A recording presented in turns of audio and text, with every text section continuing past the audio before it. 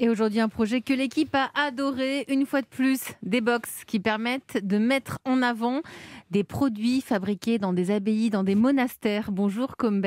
Bonjour Elisabeth. Vous avez 27 ans, vous êtes de Paris et vous avez fondé en 2017 Divine Box.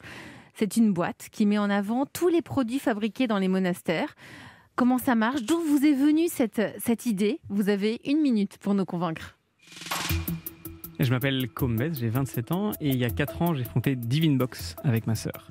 Divine Box, c'est un site internet où on vend les meilleurs produits des abbayes, des produits monastiques. Il y a de l'épicerie fine avec des confitures, des bières, des pâtés, etc. Et puis de la cosmétique, des savons, des crèmes, des shampoings, etc. Ces produits, on vous les livre chez vous, soit dans des box, donc c'est un abonnement où tous les mois vous recevez une boîte avec une nouvelle sélection de produits monastiques, ou bien par notre boutique en ligne où vous pouvez choisir à l'unité 2 chartreuses, 3 confitures et 4 pâtés.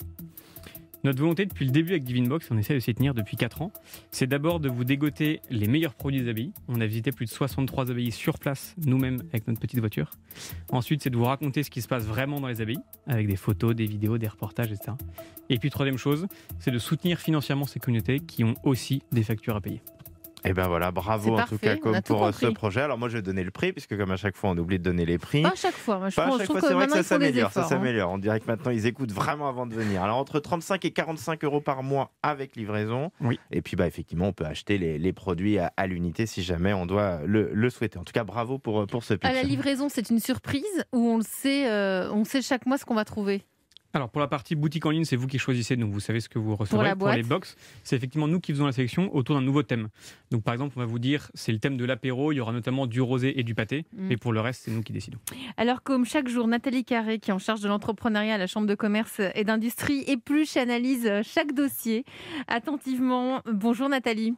Bonjour Elisabeth, bonjour Com, bonjour Emmanuel. Bonjour. Alors effectivement, des points positifs. D'abord, le concept est simple et efficace. Les Français adorent les box. C'est un cadeau idéal avec toujours de belles découvertes. Deuxièmement, les produits sont bien décrits. Les abbayes et les monastères sont mis en valeur. Ça va faire probablement de nouveaux visiteurs pour ces lieux, évidemment, dès que les conditions sanitaires le permettront. Puis troisième point fort, la possibilité d'acheter les box du moment, les anciennes et les produits séparément. Ça permet de se réapprévisionner avec ses produits préférés après la phase de découverte. Je mettrai 2 points améliorés, enfin plutôt d'abord une question. Est-ce qu'il faut mettre en avant le côté monastique puis bon produit ou mettre d'abord les meilleurs produits du monde puis monastique? J'ouvre la question, ça peut donner lieu à débat. Puis, un point amélioré, il existe un site qui vend plus de 3000 produits de plus de 150 communautés religieuses. Donc, ce n'est pas facile pour vous de vous positionner à côté. Donc, il faut insister véritablement sur les thèmes des box. Vous avez déjà commencé à le faire. Le chocolat, la montagne, l'apéro, le goûter des enfants. Bref, n'hésitez pas à aider le client à choisir et puis avoir un processus de sélection avec des critères à définir. Comme ça, vous auriez un rôle de curateur pour ne proposer que les plus divins produits monastiques. Donc l'idée, c'est vraiment d'accompagner le consommateur qui peut être perdu face à trop de références et appréciera des solutions clés en main sur votre site. Merci Nathalie, toujours des conseils hyper précieux et précis de Nathalie Carré. C'est intéressant ce qu'elle vous dit. Elle vous dit, est-ce qu'il faut mettre l'accent sur bons produits monastiques ou d'abord monastiques et après les produits? Qu'en pensez-vous de ça? C'est une très très bonne remarque. Nous, on a pris le pari de toujours parler de bons produits d'abord et non pas de produits monastiques. On assume parfaitement que ce soit monastique et c'est le but de Divine Box, mais on préfère dire que ce sont d'abord des bons produits parce que l'image monastique implique une image de soutien derrière et on veut surtout pas tomber dans je vais donner 50 € à Divine Box, je sais pas trop ce que j'aurai en retour, mais c'est pas grave, j'aurai des habits. Non, moi je suis pas du tout à l'aise avec ça. Je préfère vous livrer des vrais bons produits et ensuite qu'ils soient monastiques, c'est une évidence, mais il faut pas tomber dans une espèce de don. Ça a été facile de convaincre les monastères, parce que vous êtes allé quand même vers les commerçants les plus compliqués de France, en tout cas les plus secrets de France. Ça doit pas être simple. Il y a pas mal de contraintes. Il y a la contrainte de temps avec les offices. Il y a quand même 7 prières par jour qui durent en moyenne 3/4 d'heure. Donc effectivement, il faut essayer de se caler dans ces créneaux. Et puis par ailleurs, il y a effectivement un devoir de réserve au départ où les abbayes disent votre projet est super, mais recontactez-nous dans 6 mois, on verra bien.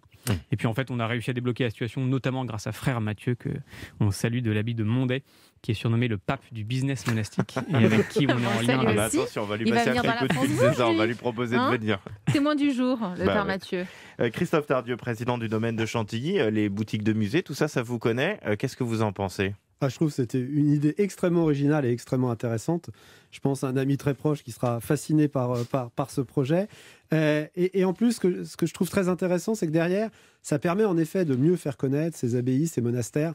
Quand je pense par exemple qu'une abbaye aussi exceptionnelle que celle de Senanque, dans le sud-est, a failli disparaître parce qu'on n'arrivait pas à trouver les fonds pour sauver cette abbaye qui est vraiment un témoin insigne de notre patrimoine, eh bien, faire connaître ces abbayes, pousser de nouveaux visiteurs à y aller, à acheter justement pour permettre de les entretenir, c'est vraiment une idée formidable et qui mérite vraiment un vrai soutien. Vous aussi, vous avez une boutique, je crois, au château de Bien Chantilly. sûr. Elle marche bien ? Écoutez, on s'en plaint pas, elle est plutôt, ça veut dire que ça marche efficace. très bien. On s'en plaint pas, oui, ça veut dire que ça va bien. Merci en tout cas à vous, Combes. Ça s'appelle Divine Box. Ça nous a vraiment donné envie d'essayer. Ça nous Emmanuel. a interpellés en tout cas, effectivement. Merci à vous, comme merci à Nathalie Carré, qu'on aura beaucoup de plaisir à retrouver dès lundi. Et si vous aussi, vous voulez venir comme ça présenter votre projet d'entreprise, c'est très simple. Vous nous envoyez un mail, e1-lafrancebouge@europe1.fr, et vous aurez comme ça peut-être la chance de faire partie de nos candidates ou de nos candidats en route pour les trophées Europe 1 La France Bouge. Christophe Tardieu, président du domaine de Chantilly. Vous restez encore avec nous quelques minutes pour la suite et la fin de notre émission. Europe 1.